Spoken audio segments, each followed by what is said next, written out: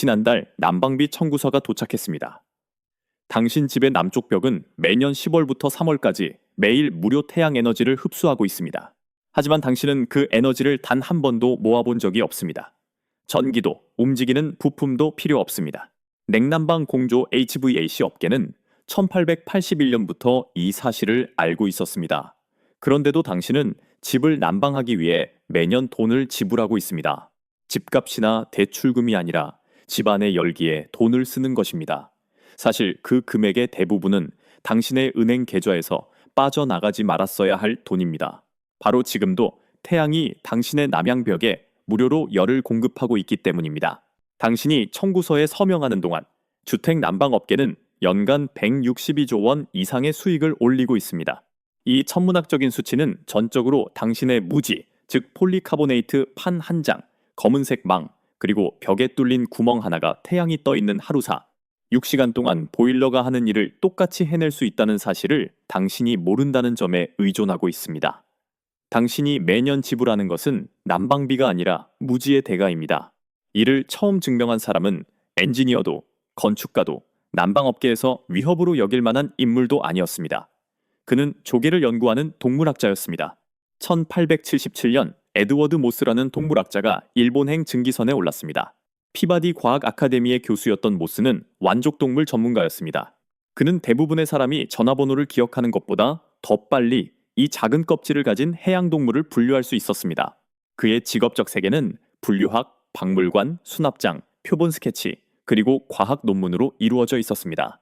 그의 과거 어디에도 그가 역사상 가장 단순한 난방 시스템 중 하나를 관찰하고 이를 태평양 너머로 가져올 것이라는 암시는 없었습니다. 하지만 모스에게는 천재성보다 역사를 더 자주 바꾸는 습관이 있었습니다. 그는 주의 깊었고 남들보다 평범한 것들을 더 오래 관찰했습니다. 그리고 일본에 도착하자 그 습관은 조개가 아닌 건물을 향했습니다. 그는 많은 전통 가옥이 무작위로 배치되지 않았다는 사실을 알아챘습니다. 집들은 태양을 향해 있었습니다. 남쪽을 향한 부분은 다른 벽들과는 다르게 처리되어 있었습니다. 어두운 표면은 겨울의 빛을 흡수했습니다. 반투명한 외부층은 햇빛이 들어오게 하면서 열 손실은 줄였습니다. 이 층들 사이에 갇힌 공기는 바깥 공기보다 확연히 따뜻해졌습니다. 석탄도, 용광로도, 기계식 송풍기도 없이 오직 겨울 햇빛만으로 대부분의 사람들이 여전히 장작과 석탄에 돈을 지불하며 어떤 열을 만들어낸 것입니다. 이것이 바로 깨달음의 순간이었습니다. 열은 집안에서 생성되는 것이 아니라 외벽에서 수집되어 자연순환을 통해 내부로 이동하는 것이었습니다. 이 시스템은 너무나 조용하고 단순해서 기계처럼 보이지도 않았습니다. 이것이 바로 훗날 산업계의 주요 지식인들이 이 기술을 간과한 정확한 이유입니다. 모스는 해양생물학과 전혀 관련 없는 스케치, 메모, 그리고 한 가지 질문을 가지고 미국으로 돌아왔습니다. 겨울철에 햇빛이 실내 공간을 이토록 효율적으로 난방할 수 있다면 왜 아무도 의도적으로 이렇게 건물을 짓지 않는 걸까? 1881년 9월 27일 특허청은 에드워드 모스에게 그가 명명한 태양열 주택 솔라하우스에 대한 특허를 부여했습니다. 그 원리는 직관적이었습니다. 유리가 덮인 외부층, 검은색 흡수 표면, 그리고 공기가 가열되어 건물 내부로 순환할 수 있는 통로가 전부였습니다. 그것은 연료 파이프도 없고 유지 보수가 필요한 가동 부품도 없는 난방기였습니다. 더 중요한 것은 누군가 집을 그렇게 설계했든 안 했든 상관없이 맑은 겨울 아침마다 어김없이 찾아오는 자원을 사용하여 작동한다는 점이었습니다. 이 이야기는 공장이나 공익기업 혹은 엔지니어위원회에서 시작된 것이 아닙니다. 다른 나라에 머물던 한 관찰자가 태양이 이미 벽을 데우고 있다는 사실을 알아채고 인류가 수세기 동안 완전히 이해하지 못한 채 바라보기만 했던 무언가에 겨울철 안락함의 미래가 숨겨져 있을지도 모른다고 깨달으면서 진정으로 시작됩니다. 그 이면의 메커니즘은 당황스러울 정도로 간단합니다. 이것이 바로 그 기술이 그렇게 쉽게 잊혀진 이유 중 하나입니다. 사람들은 뻔한 것보다 복잡한 시스템을 더 신뢰하는 경향이 있습니다. 특히 그 복잡한 시스템이 금속 캐비닛, 경고 라벨, 온도 조절기, 유지 보수 계획 및 매달 날아오는 청구서와 함께 제공될 때는 더욱 그렇습니다. 하지만 태양열 공기 난방의 물리학은 1분도 채 안 되어 설명할 수 있습니다. 햇빛이 어두운 표면에 닿습니다. 어두운 표면은 더 많은 빛을 흡수하여 열로 변환합니다. 그 앞에 유리, 아크릴 또는 폴리카보네이트와 같은 투명한 층을 두면 작은 태양열 덫이 만들어집니다. 가시광선은 유리를 통과하여 흡수판에 부딪힙니다.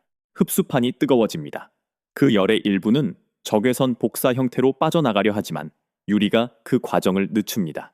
이로 인해 패널 내부의 공기가 가열되기 시작하며 일단 공기가 따뜻해지면 나머지는 저절로 이루어집니다. 따뜻한 공기는 차가운 공기보다 밀도가 낮아 위로 상승합니다. 지별기의 윗부분이 집 내부와 연결되어 있다면 그 따뜻해진 공기는 위쪽 통풍구를 통해 실내로 순환합니다. 동시에 실내의 더 차가운 공기는 패널로 들어가는 아래쪽 통풍구를 통해 빨려 들어갑니다. 지별기 안의 공기는 가열된 표면을 지나면서 따뜻해지고 상승하며 이 순환을 반복합니다. 어떤 모터도 이를 작동시키지 않았고 어떤 전력 공급원도 이를 유지하지 않습니다. 온도 차이가 이를 해내는 것입니다. 이 순환고리에는 열 사이펀, 떨모시펀이라는 이름이 있습니다. 기술적으로 들리겠지만 사실 따뜻한 공기에 작용하는 중력과 밀도일 뿐입니다. 연기를 굴뚝 위로 솟아오르게 하는 것과 동일한 원리를 사용하여 태양열을 방 안으로 이동시킬 수 있습니다. 그렇기 때문에 이 시스템을 경제적인 관점에서 개선하기가 그토록 어려운 것입니다.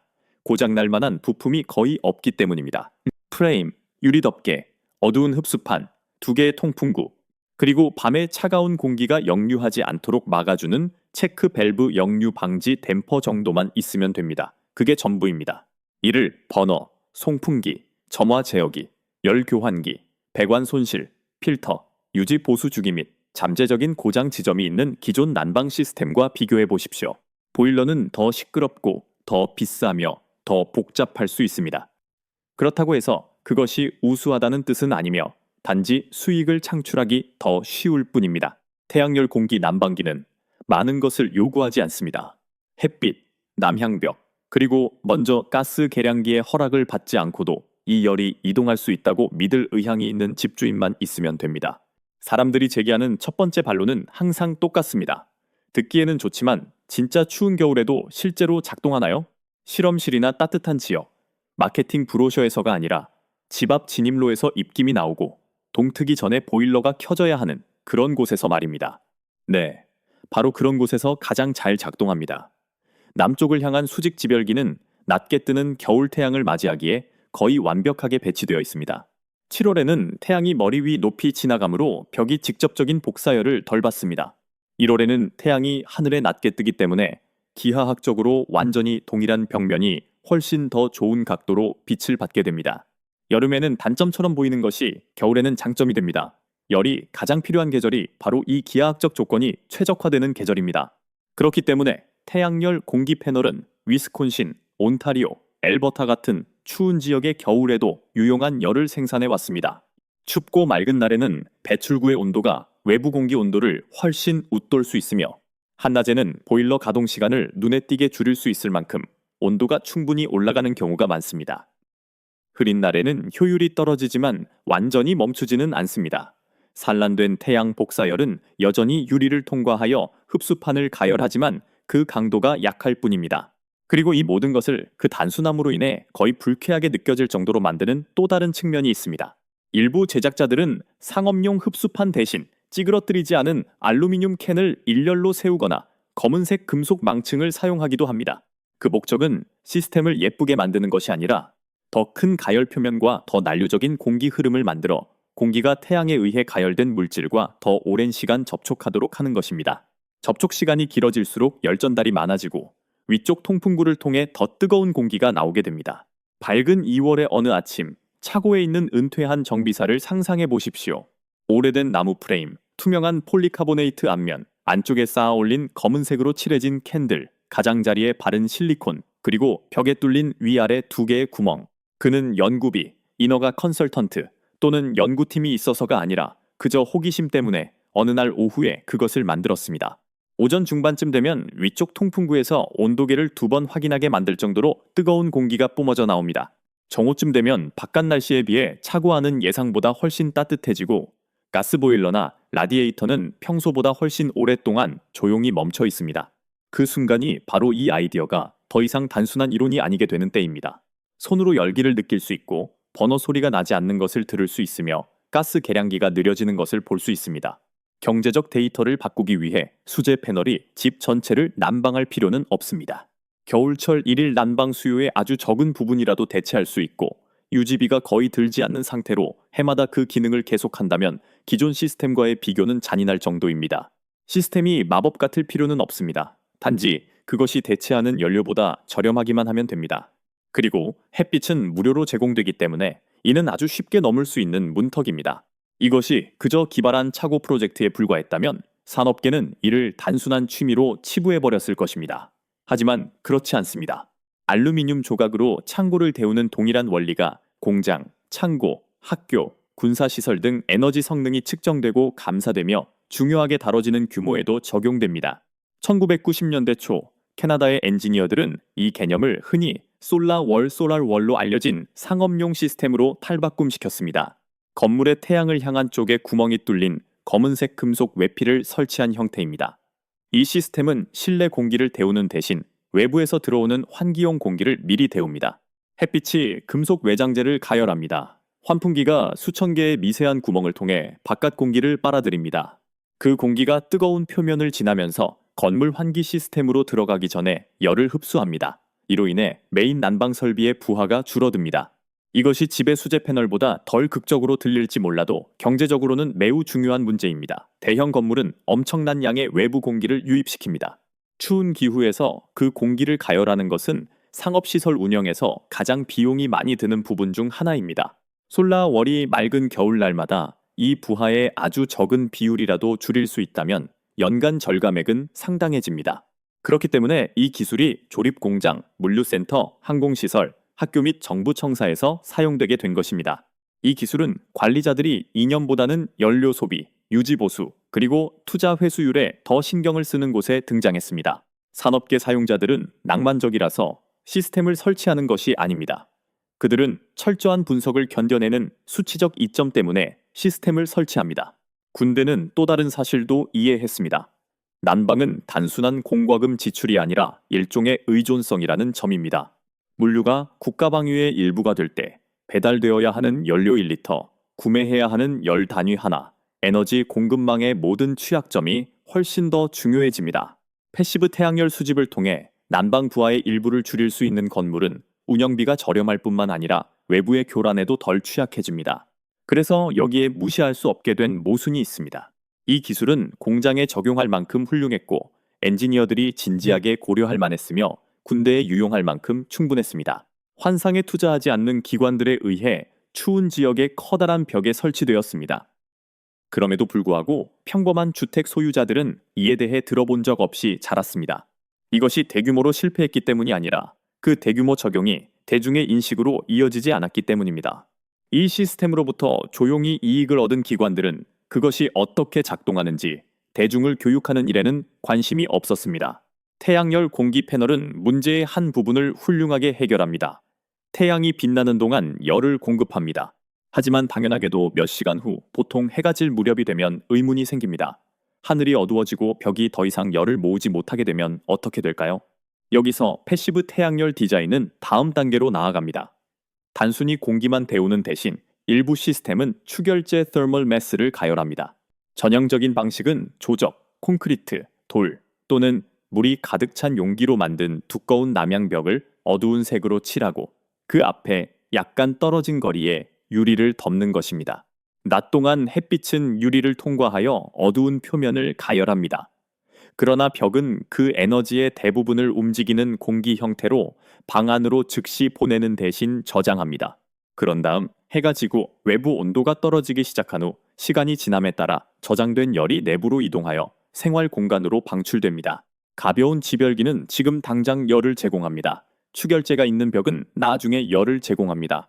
이 둘이 결합하여 겨울철 안락함이라는 두 가지 과제를 모두 해결합니다. 프랑스의 연구자들은 화창하고 맑은 낮이 지나면 밤에는 혹독하게 추워지는 산악 기후에서 유리가 덮인 추결벽을 연구함으로써 현대시대에 이 아이디어를 공식화하는 데 기여했습니다. 그들의 연구는 패시브 시스템이 연력학 법칙을 거스른 것이 아니라 그 법칙에 순응했기 때문에 가혹한 조건에서도 겨울철 난방 수요의 상당 부분을 충당할 수 있음을 보여주었습니다. 태양이 있을 때 열을 모으고 그 일부를 저장했다가 건물이 실제로 열을 가장 필요로 할 때 방출하는 것입니다. 한편 미국의 연구자들도 1970년대 에너지 파동 당시 동일한 맥락을 이어받았습니다. 국립연구소, 건축업자, 그리고 독학으로 태양열을 실험하는 사람들 모두 직접 획득 다이렉 게인, 창문, 축열용 물통, 부착형 온실, 태양열 공기 집열기의 조합을 테스트하기 시작했습니다. 세부 사항은 달랐지만 결론은 반복되었습니다. 건물이 올바른 방향을 향하고 겨울 태양을 포착하도록 설계되었을 때 난방 부하는 줄어들었으며 때로는 완만하게, 때로는 극적으로 감소했습니다. 가장 중요한 점은 패시브 태양열 시스템이 단일한 장치가 아니라 남향 창문, 어두운 흡수 표면, 축열재, 제어 가능한 통풍구, 중요한 곳에 배치된 단열재 등 상식에 기반한 설계 선택의 시스템이었다는 것입니다. 집 자체가 난방 시스템의 일부가 되었고 그 아이디어는 너무나 강력해서 짧은 순간이나마 주택 난방이 연료 의존에서 벗어나 다시 건축의 영역으로 돌아갈 수 있을 것처럼 보였습니다. 그렇다면 이 기술이 가정, 실험실, 산악기후, 공장, 군사 건물에서 모두 작동했다면 왜 교외의 주택에서는 표준 관행이 되지 못했을까요? 기술적 실패가 원인인 적은 단 한 번도 없었기 때문입니다. 문제는 동기부여 인센티브 구조였습니다. 이는 단순한 디자인이 어떻게 복잡한 시스템을 능가할 수 있는지 보여주는 매력적인 관점입니다. 다음 시간에 뵙겠습니다. 시청해주셔서 감사드리며 댓글로 여러분의 의견을 기다리겠습니다. 안녕히 계세요.